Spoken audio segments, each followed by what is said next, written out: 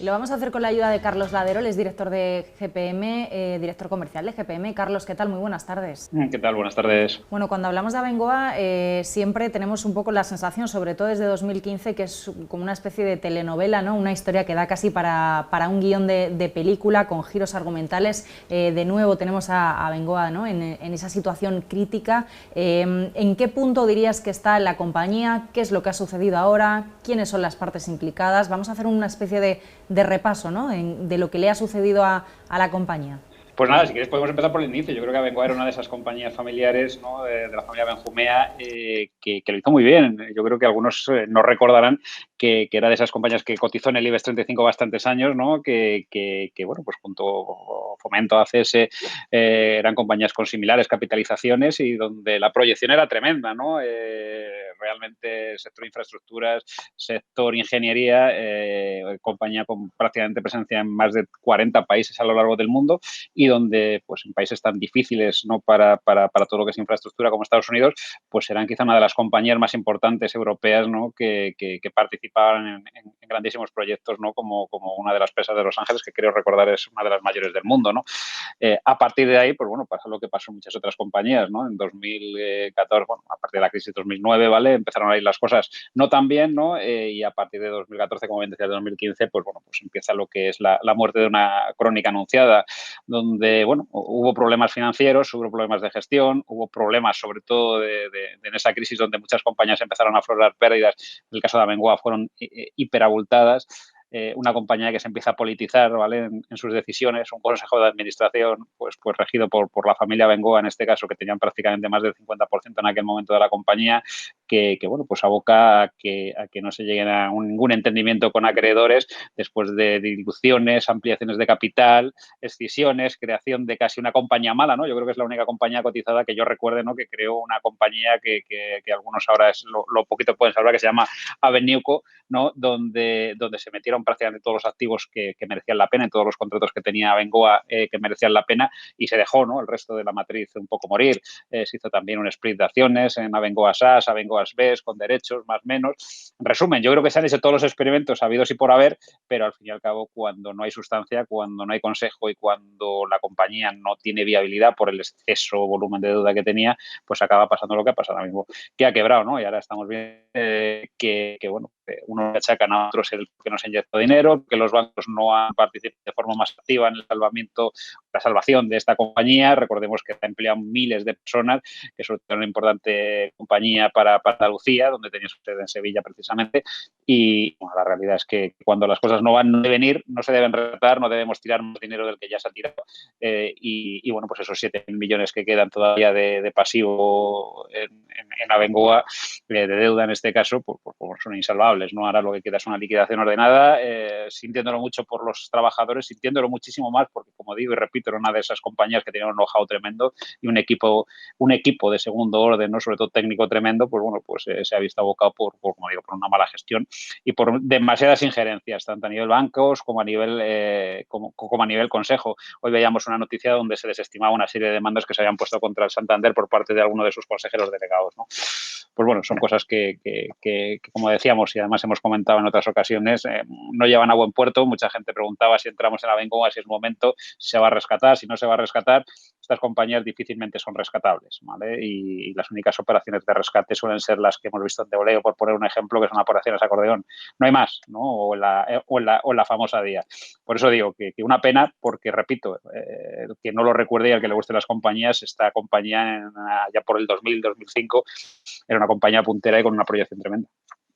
Bueno, has tocado varios de los temas que quería hablar contigo, pero un buen primer resumen. Sí que quería que recuperáramos... No, está muy bien, porque ahora ya te voy yo entrando un poco más en materia. Por dar un poco más de datos, ¿no? Para quien nos esté viendo en casa y bueno, pues le falte información del culebrón Abengoa.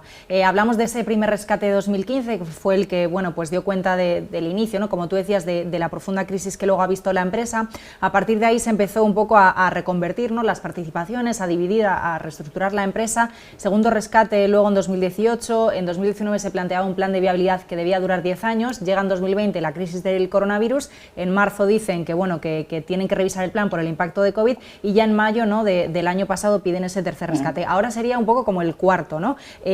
¿Cuáles son las diferencias entre lo que ha pasado en estos anteriores y lo que ha pasado ahora? Estamos hablando de una banca, de unos acreedores que ya están cansados, que ya no se creen el proyecto, estamos hablando de una opinión pública que no está tan a favor, ¿no?, ya de esta serie de operaciones con compañías. Estamos hablando obviamente también de que Abengoa ya no es la compañía, como tú decías, ¿no?, en algún momento fue muy grande, fue una compañía innovadora, pionera, pero que ya no es esa compañía, ¿no? Ha habido una serie de desgaste, como tú decías al principio, un poco la crónica de una muerte anunciada. Pero por ir un poquito más al detalle, porque ahora te voy a preguntar por las posturas de las diferentes partes, pero por ir un poco más al detalle, esas serían un poco a bote pronto las diferencias, ¿no?, de este momento ahora mismo en febrero de 2021 respecto a esas fechas que también veíamos. Sí, porque tenemos que recordarlo, eso no solo lo saben, hay muchísimas compañías, incluso compañías no cotizadas, ¿no?, que están pasando por estos procesos. Después de 2009 hay una serie de quitas bancarias, al fin y al cabo los acreedores lo que quieren es cobrar y lo que buscan es un plan de viabilidad por lo menos para rescatar parte de lo puesto, ¿no? Hay mucha, gran parte, ahora el 90% de la deuda de Abengoa ya la tienen provisional en la mayoría de los bancos y uno de sus mayores acreedores además es el Banco Santander, ¿no?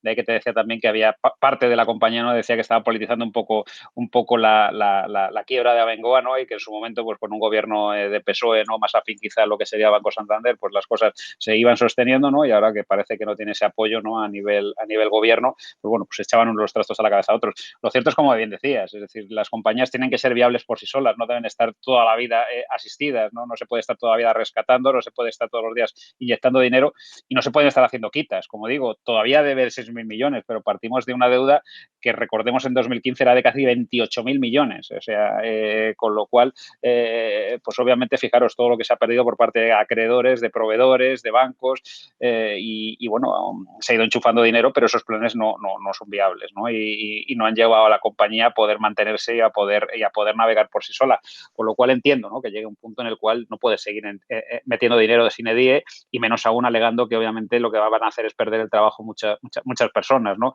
Pues es un problema y es una desgracia que lo pierdan, ¿vale? Pero peor es aún que lo pierdan y además pierdan los acreedores y pierdan los bancos muchísimo más dinero.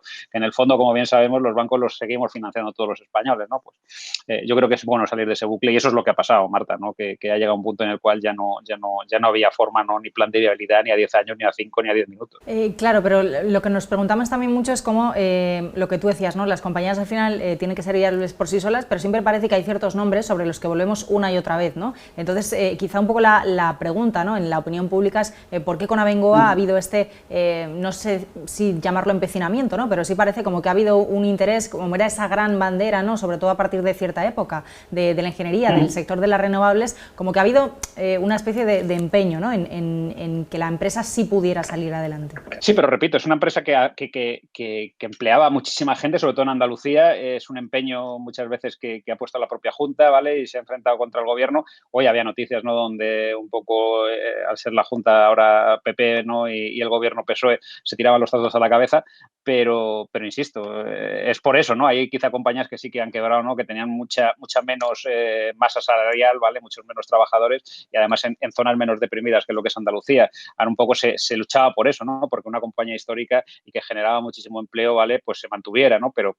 repito, es que lo tienes que mantener con un plan viable, ¿no? No simplemente porque seas quien seas, ¿no? Bueno, muchas veces hemos hablado, pasa con otras compañías, ha pasado con los bancos, ¿no? Que tú un banco no lo puedes mantener sine die, ni subvencionar sine die, ni fusionar con cualquier cosa, ¿vale?, por mantener los puestos de la gente sine die. No tiene sentido, ¿vale? Vale más barato muchas veces el pagar, ¿no?, el prejubilar a toda esa gente y pagarles una nómina que rescatar esas grandes corporaciones, ¿no? Por eso digo que el fin era un fin y una crónica más que de muerte anunciada, porque además se había ido vendiendo todo lo bueno, ¿no? Como hemos dicho, queda una parte, ¿no?, que es Abenniuco, que teóricamente están las concesiones y las partes más rentables de lo que fue en su momento Abengoa y quizá ahí sea la única parte salvable, ¿no? Y lo que está empujando muchos bancos y lo que quieren realmente que se quede única y exclusivamente fuera de balance, ¿no? Y al final, pues aún no cotizando, pues que se pueda explotar y puedan recuperar parte de todo el dinero que se ha ido poniendo, ¿no? Por eso decía, las cantidades eran ínfimas, ¿no? No eran cantidades de 80, 90, 100 millones de euros para el corto circulante, pagar nóminas, pero repito, yo sé que suena duro, pero hay veces que no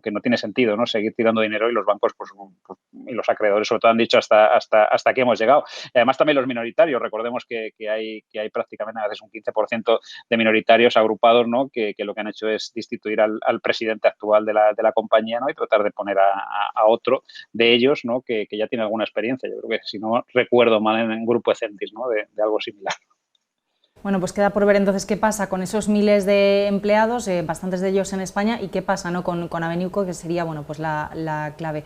Carlos, no sé si nos falta algo por repasar dentro de la historia del futuro de Abengoa, o tú, que conoces un poco más la compañía, crees que ya lo hemos cubierto todo.